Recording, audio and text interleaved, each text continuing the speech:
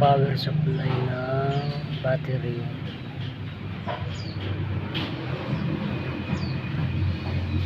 Pabalik dito sa papunta sa susian, power supply.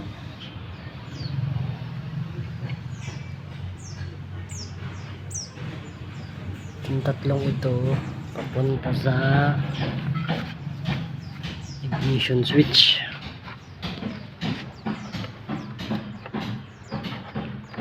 Ito tatlong yan.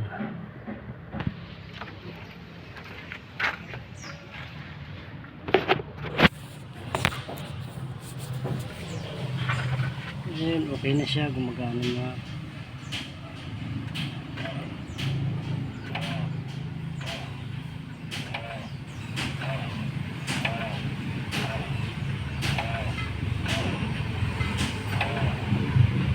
Okay na siya, okay na. Pwede na natin balutan to. Kuha na natin ang trouble ng patay ng ignition switch sa makina. Okay, salamat.